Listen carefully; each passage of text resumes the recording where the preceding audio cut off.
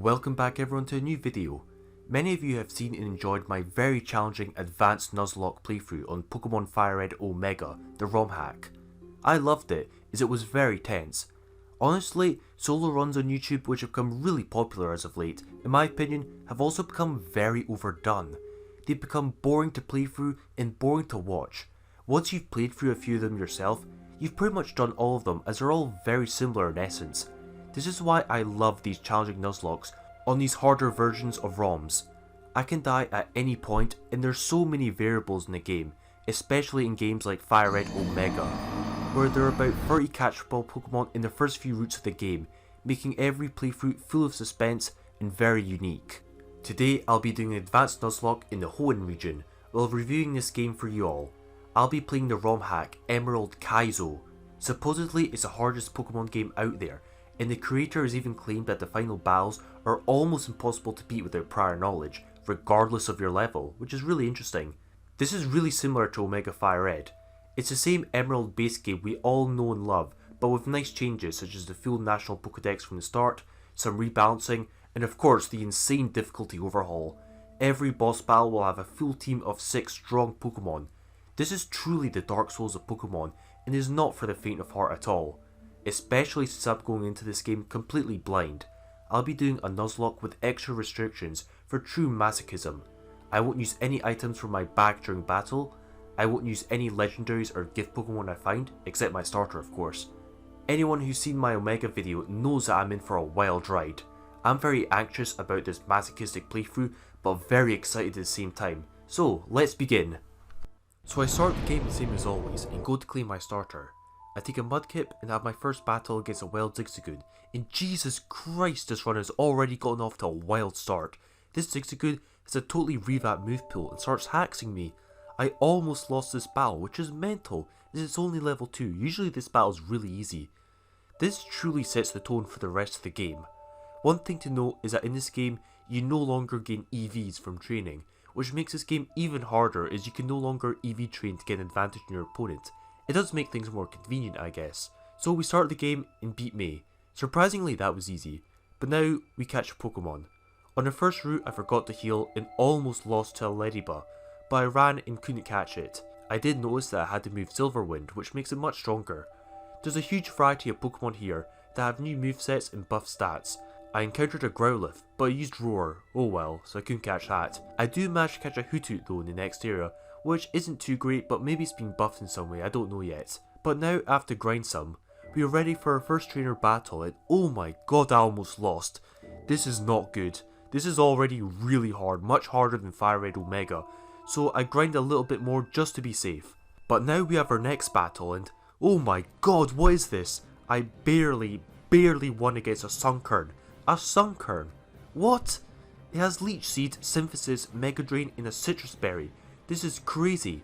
Hoothoot fainted, which is really annoying. I narrowly won, then grinded to level 12 and continued. But the next trainer ended me. Already? What the hell? I got Poison Hacks and just got stalled out by Healing Berries. Oh my god. I'm already dead and I just got started in this game. Now I'm sent back to the starting bonfire. Damn it! But you know what?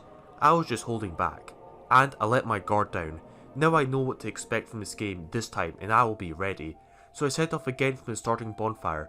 I reset the game and pick Mudkip again. Also, man, the encounter rate here is super low. Look how long it takes for me to encounter a Pokemon. Wow. But anyways, I encounter and catch an Ekans in the first route. I get Slugma in the new patch of grass that got added in the town, and I also caught a Nidoran male. You do get an Old Rod in the first era, which is nice so you can fish up some Pokemon. So I used the Old Rod to grind up. This time I got everyone up to level 10 because I meant business, and this time I destroyed the 2 trainers who gave me so much trouble before. I carried on and caught an Azurill in Petalburg City and a Cubone in the route afterwards. At this point the game is doable, but still a bit hard. I have to heal up in between most battles despite my high level. In Petalburg Forest I catch a Hoothoot, and now my team is quite varied and quite strong. I continue and run into the obligatory Magma Grunt, but man, this time he was not fooling around. He came at me with a full team of threats. My Slugma barely held on, but his final Duskull was a total pain as it had leftovers, berry juice, protect and confusory, and stalled me out like a bitch, and that was not fun, but eventually I managed to win. Jesus is dicey, but after that I continued and level up a bunch. Holy moly, my starter is down, what the hell? I got confused hacks then hit by Smeargle with focus punch, oh my god. This is a bad omen, a very bad omen, as after this battle I rushed to the next Pokecenter to heal up my team. But just when I thought I was safe, something crazy happened. No joke, I got jumped by Trainer Red? What? Out of nowhere, and I have no choice but to battle him with my wounded team. Guess what? I lose again here as I was not prepared at all. So the stupid thing was, I could have actually won the battle, but I stupidly misclicked with Azurill and used the wrong move. Damn it. I was also about to beat the final Squirtle and beat Trainer Red with Nidoran, but guess what? I got paralyzed hacks twice in a row. Damn it, now I'm dead again and return once more to the starting bonfire. Okay, now I learned that this is literally like Dark Souls 2, where you could get jumped at any point and die, and that I need to use caution at every single point. Like, every time I beat a trainer, I have to heal up my team and be ready for anything. Okay, now I know what I need to do. With this new knowledge, I restart the game again at the first bonfire. This time, it will happen. Yeah, maybe not, because of my next playthrough, I lost again. Oh my god. Okay, so I start the game again. I'm going to keep on picking Mudkip, as it's arguably the most viable starter and it's my favourite one. So now, in the next route, I go to catch all our new Pokemon. I got a Vulpix, Nekins and Electrike. After grinding a bit, I plough through most of the early game trainers and catch some more Pokemon. In Pelipperg Forest, I beat the Magma Grunt, and this time it wasn't so hard. And now, this time, I pull up on Trainer Red, and it's his turn to be beaten. But it still wasn't too easy. But phew, I'm just glad that's over. On the next route, I catch a Paris, and on the one afterwards, I caught a... What's this? Lord Helix itself? Yoink. With the threat at the first gym, I have to grind the next route just to be ready for it. But, oh my god, once again, just as I thought I was safe, more problems have arisen. Mudkip and Paris both get critical hit and knocked out in the same battle against a random NPC. What the hell? Mudkip was also just about to evolve, which is really annoying. This is bad. The game's already spiking in difficulty again. After every single battle here, which there's quite a lot, I have to go back to the Pokecenter every single time. Guess what? They played us like a damn fiddle! An opponent's Ekans hit it with the move Mega Drain. What? How? My Ekans is level 15, and it doesn't even have Mega Drain. Oh well. I do catch a Sandshrew in the cave, and I have only 4 Pokemon left in my party. After some grinding, I now have no choice but to beat the next gym, or die. I beat one trainer in that gym, but Christ, it's a big jump. They're not playing around, not in the slightest, as I get destroyed in the next battle by a stupidly powerful team from a random NPC trainer. This Rhyhorn destroys me. I eventually beat it, just get finished off by a Yanma that's to move Giga Drain. That's another thing I learned in this run. Teams are very diverse. Even trainers in a rock type gym have many Pokemon that aren't even rock type. I need to expect any move at any time. Like, I saw a Goldeen with the move Aerial Ace, and a Pineco with Self-Destruct. At this point, I'm starting to lose my sanity with this game. This is the 4th death that I'm showing you. Believe it or not, I've actually died twice more off screen, and I'm not even showing you that. I've died so many times. You know what? For this video, my next attempt will be my last. I haven't done my next and final attempt yet, but if I die in that run, I'll have to end my video there. So now it's time to begin again, for the last time. No fooling around, no risk taking. I respawn at the starting bonfire for the next and final time. I start the game with Mudkip and go to catch my team again, and this time I'll grind everyone in the first route to a decent level just to be safe. I go to catch some Pokemon and I catch a Numel, a Spoink and a Meowth which had an adamant nature which is really cool. Alright, this is not bad I guess, but for God's sake my Mudkip has already fainted to a critical hit no less. This is bad. Very bad, but at least I grind my 3 good Pokemon to high enough level and destroy most of the early game trainers more easily than ever. So far so good I guess. In Petalburg City in the route afterwards I caught a Luvdisc and a Nidoran. Luvdisc isn't too great, but it is a water type which will be useful for the first gym, which will be hard by the way. I really like Nidoran though, so that's nice. so I continued to grind the team while catching a Hutu in the forest. I beat the Magma Grunt again, and man, it's crazy how he has a full team of 6 Pokemon in this game, but since we are a tiny bit over leveled, he's not too hard. I rebattled Trainer Red, which is still crazy how he's here in this game, but this time I was ready and destroyed him. My Nidoran is strong and my team is diverse enough. I handle everything in this team without too much trouble, so now I carry on. In the route above Rustboro City, I fished up a... what? Lord Dome? It was a bitch to catch for some reason. I just managed to catch it, but it was close. A lot of the new trainers were added in Rustboro Tunnel, and they can be tough. I beat them all and my Nidoran evolved, which is great. I do have several close calls where I almost lost a team member. But I go to Rustboro Tunnel to grind against a wild Pokemon, but damn, they are really tough. So tough that my Meowth went down to a single hit from a Rhyhorn that I used magnitude 10, which is crazy. To rub salt in the wound, it was my first wild encounter and I wasn't even able to catch it. Oh well. After reaching a higher level, I proceed back to the first gym to clear out all the trainers there, and unfortunately my Kabuto got knocked out by another Kabuto who had the move Giga Drain. What? That's not good, as I need water types for the next gym leader. Now I only have 4 Pokemon left in my party, not including my Hutu, as that's really not going to be doing anything to Roxanne's team. Because of this, I grinded everyone up to level 21 just to be safe, knowing how insane this game can be. After a while of grinding, I prepare for the first gym battle and finally proceed. This is going to be tense. Luvdisc is out first, and does well against the first Pokemon Nosepass at first. But Nosepass uses Citrus Berry. Jesus, no joke, most of the Pokemon in this game have Citrus Berries. After that, Nosepass self-destructs. Not good.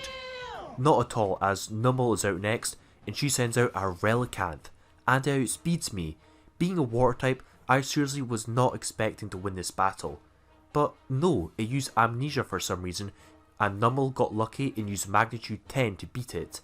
Lileep and Anorth were out next, and both of them got beaten by my Numel, which is nice, but man, that was close. 2 more Pokemon to go. Shuckle was out next, and that was a pain to deal with. I had to sacrifice my Hutu to beat it, but with some poison hacks I eventually managed to beat it with Nidorina. But its rollout did become a problem. Now Lunatone is last, and thankfully Spoink managed to take care of it. Phew, that's over. And there were minimal casualties. This seriously makes Fire Red Omega look tame, which is nuts. I continue on and have to beat the Team Magma Grunt in Rustboro Tunnel, but oh man, this Grunt also had a full team of 6 Pokemon, and I almost had some casualties. It was uncomfortably close, but man, these villain Grunts are not playing around. After this battle, Rival May was next, but luckily her full team of 6 Pokemon wasn't so much of a threat to me. Seriously, this game is not playing around. It's a wild experience, but after I beat May, I go to G4 Town. A new Aqua Grunt was added there, and this was another hard random battle, and for God's sake my Numel went down. Goodbye Numel. I catch some more Pokemon, but they aren't useful now, so I head over to the next gym. Luckily my Spoink is strong enough to handle everything here, but stupidly my Nidorina faints, so now Spoink has to carry the whole team, and unexpectedly it evolves right before the gym leader into Grumpig, which is really strong. With this newfound power, we challenge Brawly, and holy cow, his team is strong. Everything on his team is a fully evolved threat, apart from his Meditite. He has threats like Hariyama, Hitmontop and Poliwrath, which is crazy for this part of the game, but surprisingly my Grumpig sweeps his team. Oh my. Now my team is really unbalanced, and I need to go to the next tier to catch some more Pokemon to balance out the team. Yeah, about that, something bad happened. My data got corrupted and it got deleted. My laptop froze, so I had to shut it down, only for me to find that my save file got deleted. You know what? I'm not even that pissed. The run wasn't going too well anyway, as I lost most of my team, and I would have liked to have started the game over anyways, now that I know what I'm doing. But don't worry, I will return when I have more time. I'll start this game again and finish it for good. Now that the run is over faster than expected, I'll review the Rom Hack to sum up my experience of this game so far and see how it compares to Fire Red Omega. The difficulty of this game is unreal. I haven't made you understand just how hard it is to go through this game blind without any prior knowledge. Not only are the levels high, but the random NPCs usually have multiple strong Pokemon on their team. Also, it's not enough just to have strong Pokemon, as the AI uses big brain strategies. Yes, hacks is a thing in this game, but I feel that it's more skill than hacks many times, as trainers have really good coverage in their teams and oftentimes use unique strategies such as stall or things like Salak berries for good strategies. I saw a double battle with two Smeargles where one used Teeter Dance while the other one spammed Focus Punch. The game forces you to be ready for anything and expect any move at any time. It seriously makes Fire Red Omega look tame in comparison. But just like Omega, I really thought this game was a blast to play, even though I died multiple times. I was always eager to try this game again as each playthrough was engaging and unique. With such a large variety of Pokemon to be found early game, and less handholding, there were changes such as rebalancing and every Pokemon getting access to better level up moves, which was nice. For example, I noticed that Spinarak was stronger in this game, which was cool. The fact that you do not gain EVs in this game was very interesting, and it's one idea that I ended up liking, as it is convenient as you no longer have to worry about counterintuitive training such as in Alakazam being fighting types to gain attack EVs. But I do think that EVs can give you an unfair advantage over the AI, as to my knowledge they do not use any EV training, and usually it is noticeable late game that your starter is really strong compared to everything else because it gained a lot of EVs throughout the playthrough. Though I never ended up reaching the end of the game, but from what the developers wrote, it's almost impossible to beat without any prior knowledge, even at max level, which is madness. I shudder to think what the Pokemon League has waiting for me. These games really do stimulate your brain in a way that the regular games just never really did. Even my older solo runs, which were boring, just felt like I was going through the motions. Yeah, I'm done with solo runs, but this game really puts pressure on you. When I have a tough battle against a boss, I feel almost anxious, like when fighting a Dark Souls boss. You have to be strategic in your moves, but when you do beat it, you feel so relieved. If you dare to try this game, then good luck and have caution, as you will need it. Trust me. This concludes my video. Thank you all for watching. This game was crazy to play, I had a lot of fun, and I think this is the way my channel will go in the future.